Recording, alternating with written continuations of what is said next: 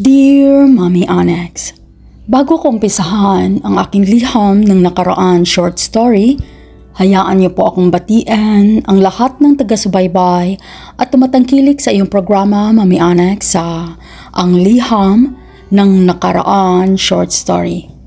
Isa po ako sa masugid ng iyong taga-subaybay Mommy Onyx sa iyong programa. Nahikayat akong ibahagi ang aking liham ng nakaraan dahil sa napakaganda niyo pong magdala o magsadula ng mga liham ng iyong letter sender. Itago niyo na lang po ako, Mommy Onyx, sa pangalan na Dante na taga Bais City.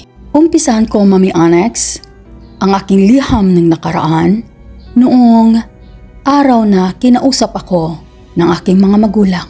Kaya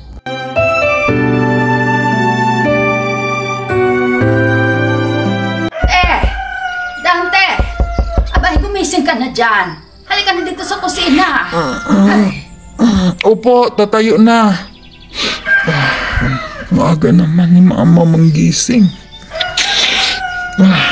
Bakit kaya? Makatayo na nga. Punta na ako sa kusina.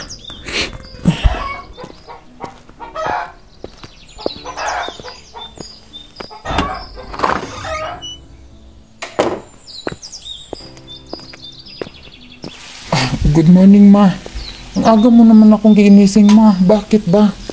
Ano ba yung niluto mo at ang busy-busy mo dito sa kusina? May kape tayo, Ma? Ay, abay, meron.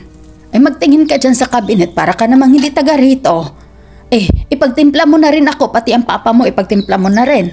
At saka itong niluto kong biko, dalhin mo to doon kay Kumare, ha? Dahil birthday ng inaanak ko. Aba, best friend mo yun, di ba? Pumunta ka na rin doon, magbihis ka ng maayos dahil makiselebrar ka sa kanila. Sabihin mo na lang kay Kumari, hindi ako makapunta. Dahil sasama ako sa trabahoan ng papa mo. Magtitinda ako doon. Sayang din yung kita, anak. Sige na, magkape ka dyan, magbihis ka na rin para maisabay ka na rin namin. Sige na. Ma, bigyan mo muna ako ng biko. Mag-breakfast muna ako bago ako magbihis. Ay nako, Dante, hindi pa nga to tapos Magbihis ka na muna doon. Hindi ko naman tumaubos tong kape, Ma. Sa'yo na lang, Ma. Sige, iwan mo. Sige na nga lang. Magbihis na nga lang ako. Na mainam pa. Magbihis ka na muna doon, ha? Dante, bilisan Opo, mo. Ma. Baka maiwanan ka ng papa mo. Bilisan mo, magbihis. Mag-ayos ka, ha? Ay, si Mama talaga.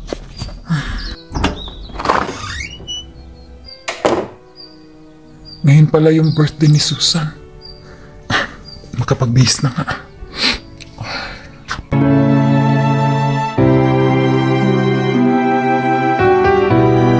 Nandito na ako sa malapit sa bakuran nila Susan.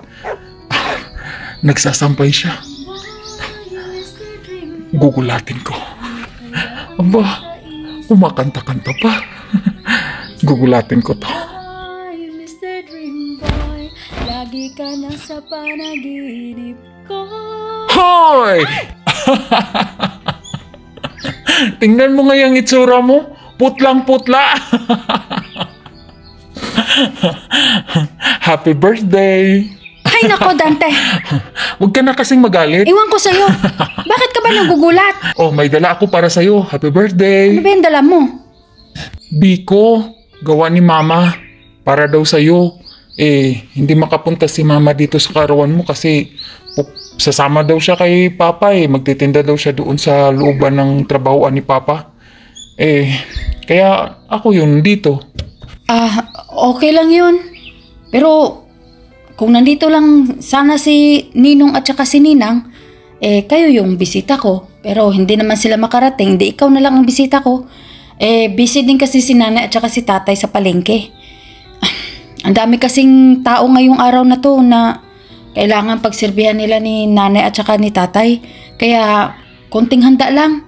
Mamaya-maya pupunta na rin kami sa palengke. Sama ka? Oo ba? Tutulong ko din doon sa palengke.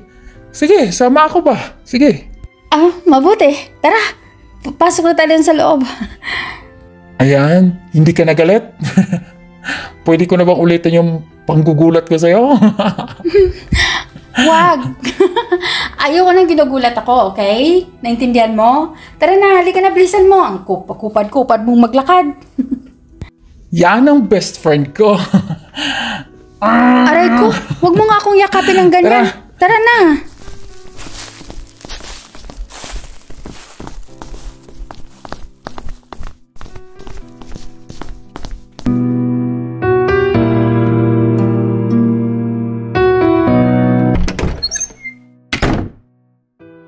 Ma? Pa? Nasaan kayo? Ay, nandito kami sa kusina. Pumunta ka dito, Dante. Bakit ngayon ka lang nakauwi? 9:00 na ng gabi ah. Kumain ka na ba? Saan ka galing? Magandang gabi, ma. Magandang gabi pa. Kumain ka na ba? Ay, saan ka ba nang galing ha, Dante? Ang sabi ko, pupunta ka lang doon sa inaanak ko dahil birthday niya. Eh bakit umabot ng 9:00? Ha? Saan ka nagpupunta? Galing nga ako doon, ma. Tinulungan ko kasi sila tita at saka si tito sa palengke. Niyaya ako ni Susan na samahan sila. Di tumulong na rin ako kasi wala naman akong gagawin dito sa bahay. At saka bago ako umalis ng bahay nila Susan, pinapakain muna nila ako. Ito nga ama ang dami nga nilang pinapadala sa akin. Ang bigat-bigat kayo. Abay, sino na naman ang nagbigay sa iyo niyan? Panigurado ako si Susan na naman. Yang batang talagang yan. Kung ano-ano na lang yung pinapadala sa iyo.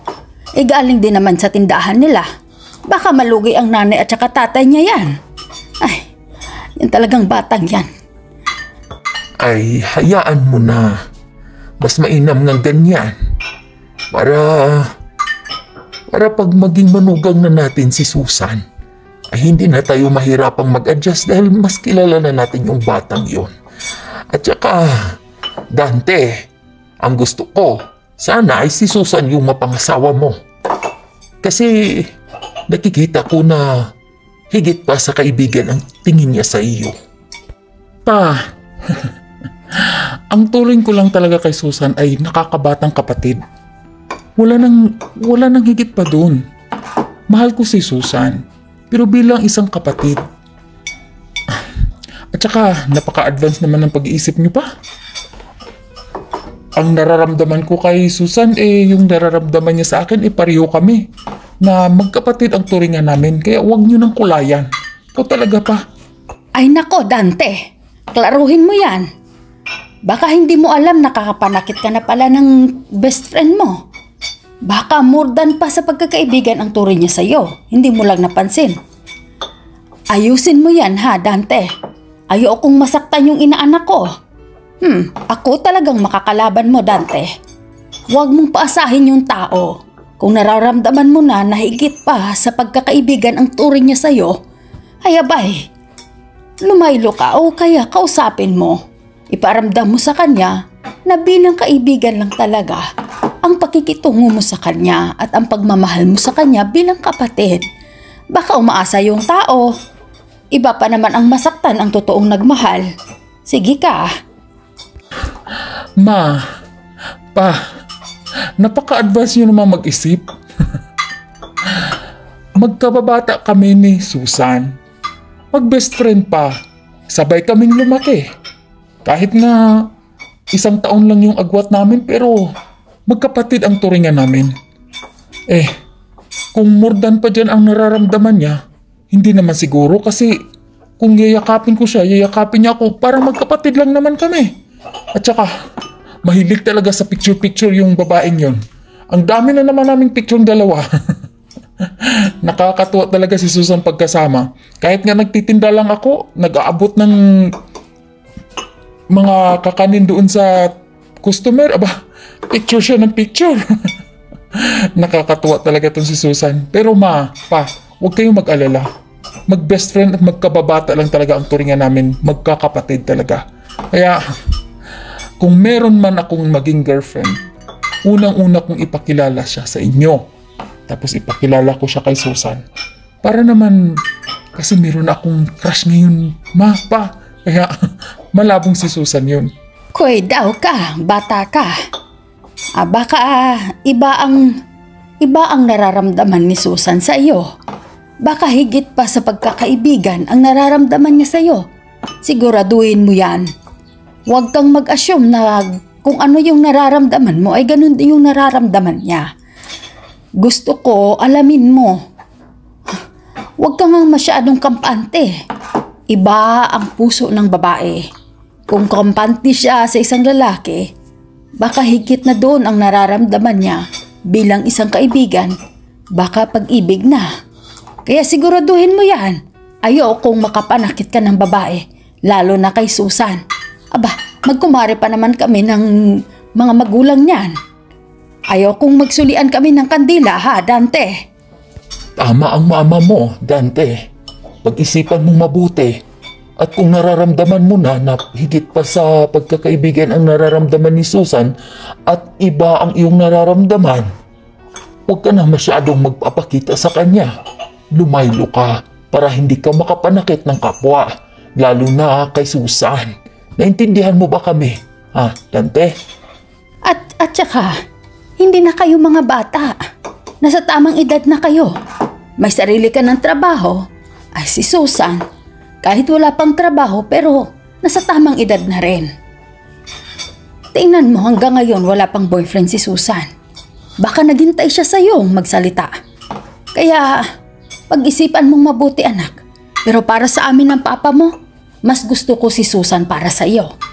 Pero kung hindi talaga siya ang gusto mo, ay baba, huwag ka masyadong maglalapit sa kanya. Baka umaasa yung bata sa iyo.